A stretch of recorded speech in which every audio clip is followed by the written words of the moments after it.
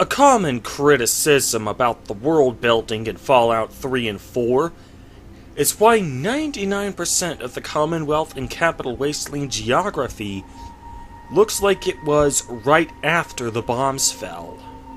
Today, I would like to offer some input on why that may be the case. What's up guys, Acerthorn here.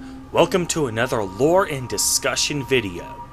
This series focuses less on cracking jokes every 6 seconds, and more on well thought out, heavily scripted, intellectual, and serious story analysis.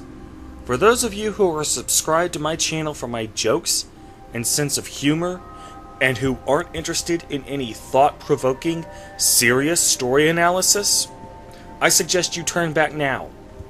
You have been warned. About a year ago, I found a video made by a guy named Mr. Caption. It was 3 hours long.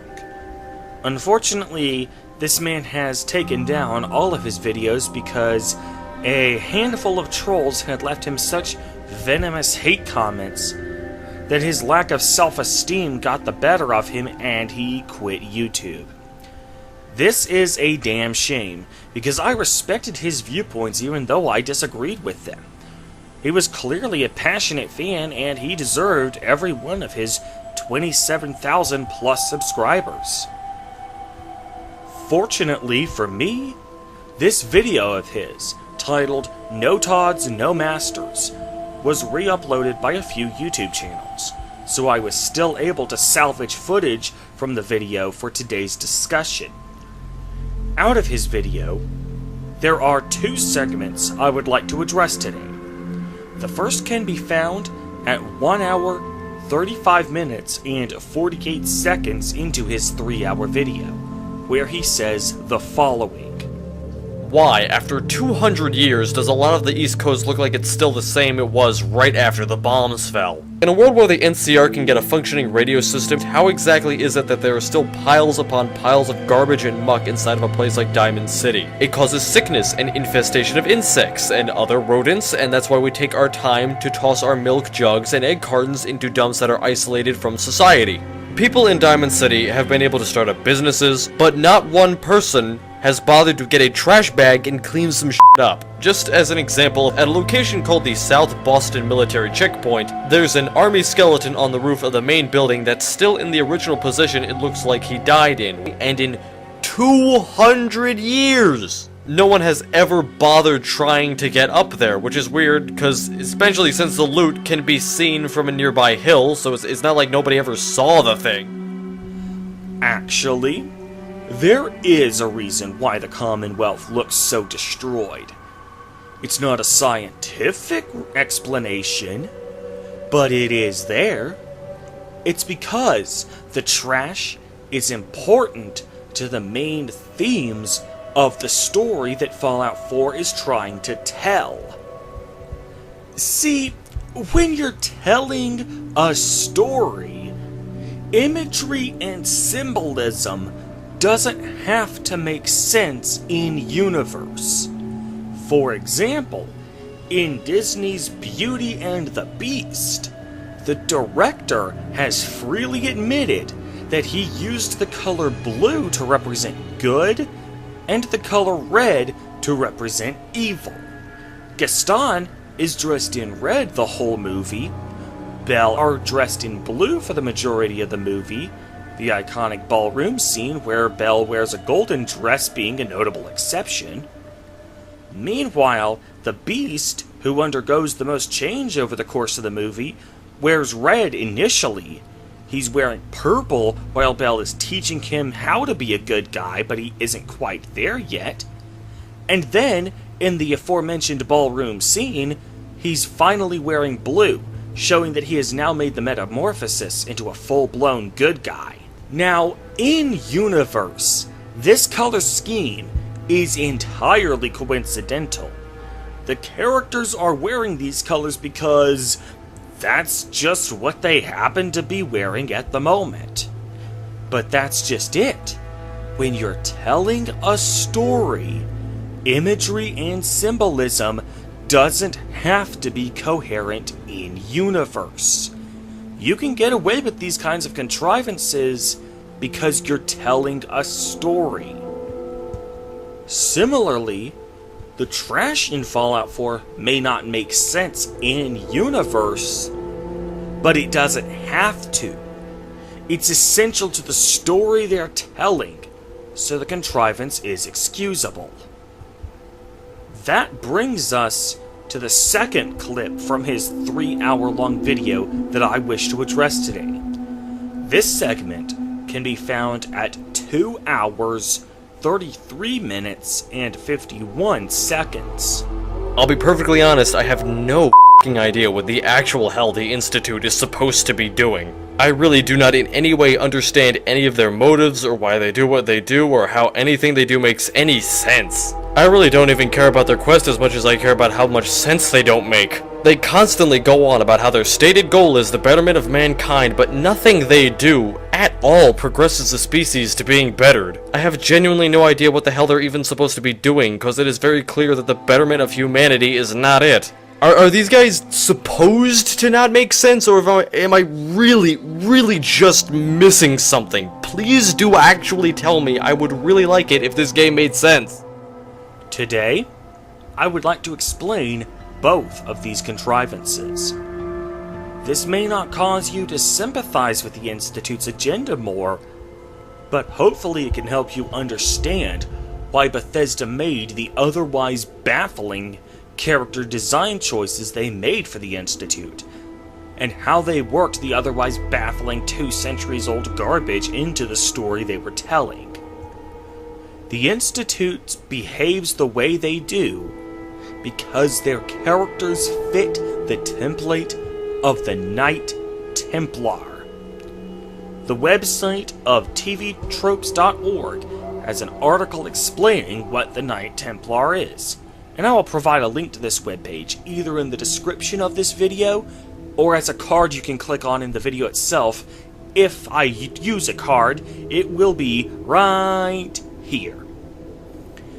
You will find that this trope defines the Institute almost to a T. The Institute meets nearly every criteria to be Knights Templar. The first and most fundamental trait of the Knight Templar is that they feel that the first step to maintaining order is to eliminate free will. As we see from the TV Tropes article, usually the Knight Templar's primary step or objective to his perceived utopia is to get rid of that pesky free will thing that is the cause of crime and evil. The Institute seeks to achieve this goal through their Gen 3 synth program, formerly known as the Android program, back when they were focused mostly on Gen 1 and Gen 2 synths. As anyone who has even casually played Fallout 4 is well aware, one of the biggest character flaws as a faction is their refusal to acknowledge that the synths have self-awareness. If the synths want to be free, you should let them. Synths do not want. They might look like human beings, but they're machines. Heck, even Virgil, one of the good guys who helps us infiltrate the Institute, scoffs at the notion that the synths are anything more than machines, because he is still indoctrinated in a majority of the Institute's beliefs.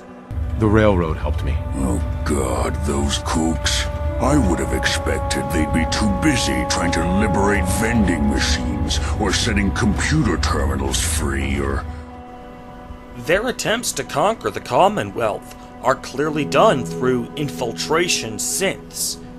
Since they are so stretched for resources, they can't replace everyone with synths, at least not yet.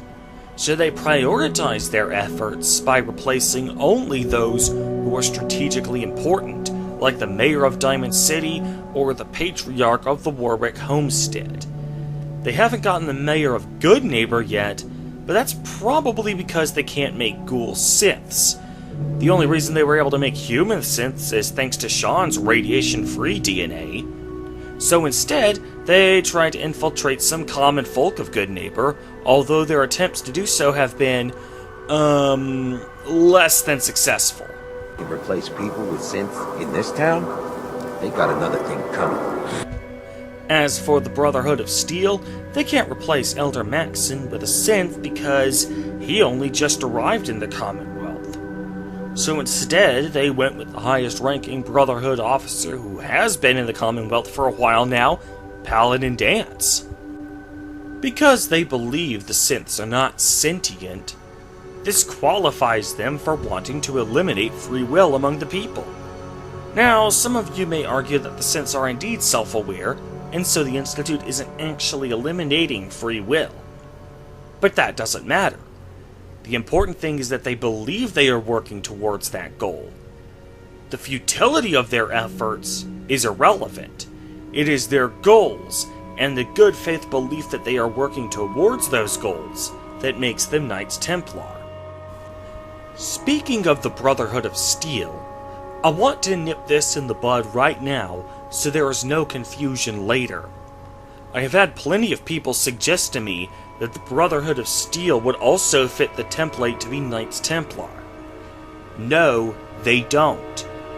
The Brotherhood of Steel would, in my opinion, be better classified as well-intentioned extremists. The primary thing keeping them from becoming Knights Templar is that they are not looking to eliminate anyone's free will, only their access to advanced technology. As TV Tropes explains in their article about well-intentioned extremists, once they seek to eliminate free will, that is the turning point when they become Knights Templar. But the Brotherhood of Steel has yet to cross that line. The next important trait that a Knight Templar has is that they consider all crimes to be equal and equally punishable. This is a trait that the Institute certainly possesses, and it is best evidenced in two quests: the side quest Plugging the Leak, and the main quest Banished from the Institute. In the side quest Plugging the Leak, you have to choose whether to report the actual culprit, Liam Bennett, also known as Patriot, or frame just an AO for helping the synths escape. Whichever one gets pinned to the crime gets banished from the Institute. This is considered by the Institute leaders to be the equivalent of a death sentence. The last thing I'd want to do is banish a synth to the surface. It's a living hell up there. That's not freedom. It's a death sentence.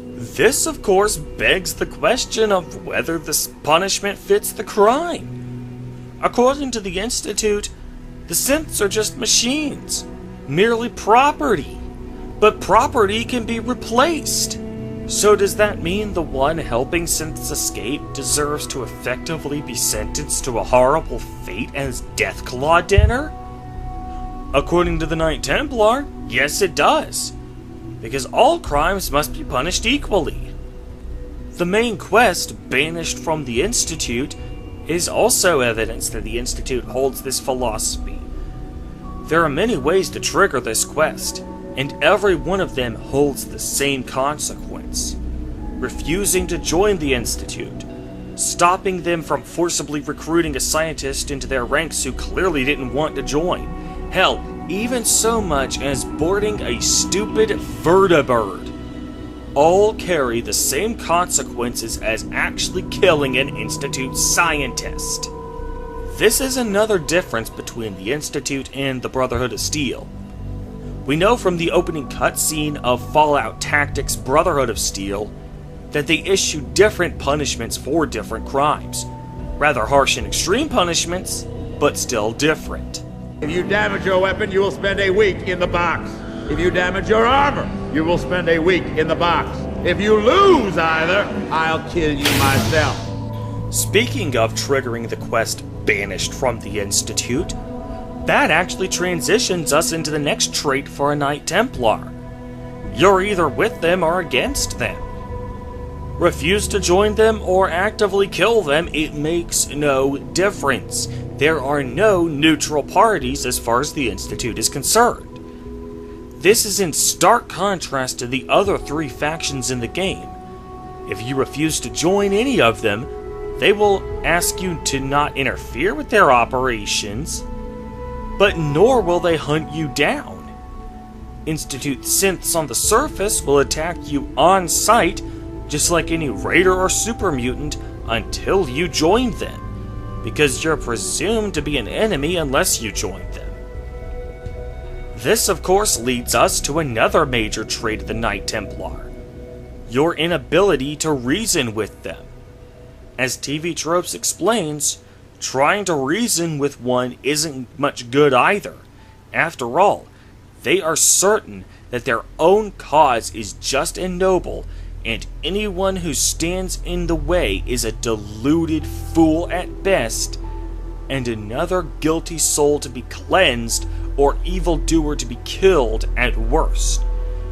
The righteousness of their cause, and their own selves, is self-evident to them. We unquestionably see this trait rear its ugly head among the Institute's leaders and directors from time to time. The most common time this trait shows up is the way they view synths. Whenever a synth shows any emotion, feeling, or humanity of any kind, they never take that as an indication that an oversight in their design has inadvertently given these synths free will. That would be preposterous. No, instead, it's the synth unit that is merely defective, not the system that created it. Synths are expected to behave like machines. Anything else is considered defective. As the player, you can even bring this trait out of the Institute through dialogue. No matter how many times you try to explain to the people of the Institute that the synths have achieved sentience despite the Institute's plans, the Institute simply sticks their fingers in their ears and goes, la la la la, they're machines, la la la la, they're not sentient, la la la la la la la la la la la. If the synths are intelligent and self-aware, then they have a right to free will. However closely they may approximate human behavior, they are still our creations. I'm not going to destroy this man's identity and free will. Killing him would be more humane. He's not a man, sir. He's a synth. They were afraid. They didn't want to come back here. Afraid? They're machines, artificial. They're incapable of being afraid. If a synth can dream, why can't it have a soul? Of course it is far more comfortable to think of them as machines, so we can do what we want with them. Well, it's an unwanted distraction. We're men of science, not philosophers. There is, of course, one way to convince a Knight Templar of the error of their ways, and it isn't through persuasion. As TV Tropes explains, one of the few ways to actually change a Knight Templar's mind is to, frankly, kick their ass down to the ground. This is because most are convinced that might makes right. This trait is elusive within the Institute, but it will manifest itself under the right conditions. Whenever you invade the Institute with any of the other factions, you can confront Sean on his deathbed. When you show him that the Institute has no chance of winning this battle, he will do the last thing you probably expect. He will give you a recall code to disable some of the synths. Bear in mind, he isn't giving you the means to issue any evacuation order so some of his fellow Institute members can escape and live. You can do that on his terminal with or without his help. He is giving you an entirely new option, one that isn't present on his terminal without going through this dialogue. The option to actively lighten the resistance to make it easier for you to kill his brethren. And this option is present independently of any evacuation order you issue on the same terminal. In other words, he is actively reducing the number of casualties on your side, not his, because you have proven your might to him, and therefore, maybe you're the good guys after all. So at this point, you're probably thinking, okay, so they're Knights Templar. That might help them make a little bit more sense, but what does all this have to do with all the trash on the ground? That is, after all, how you introduced the video. Well, if you continue reading this page describing how Knights Templar work, you'll find this next bit.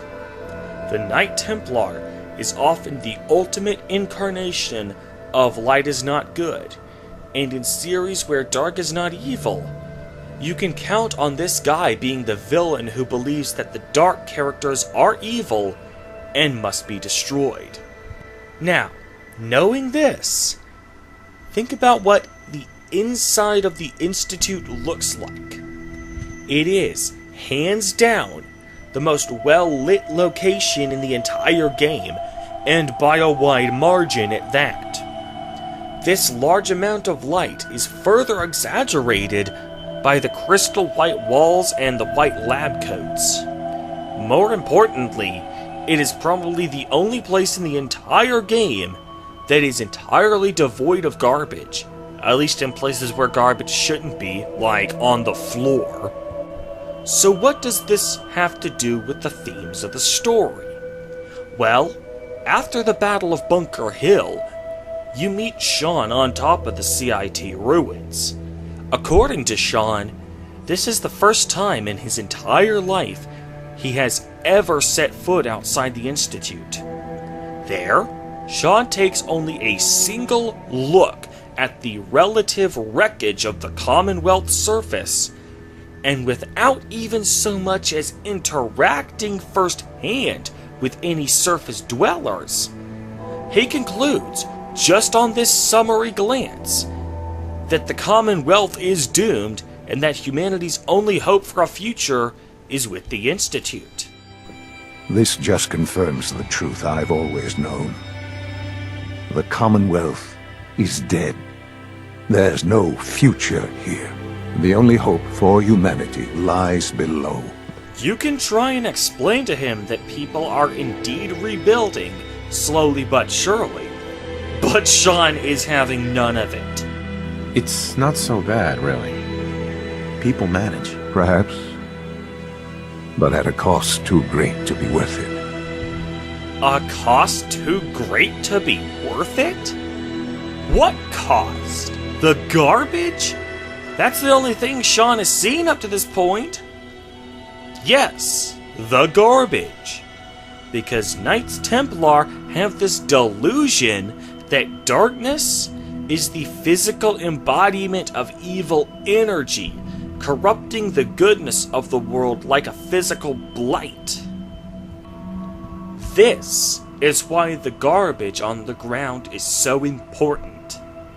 It gives the Institute an arbitrary sense of self-validation, which is usually needed in stories that involve the Knights Templar as villains.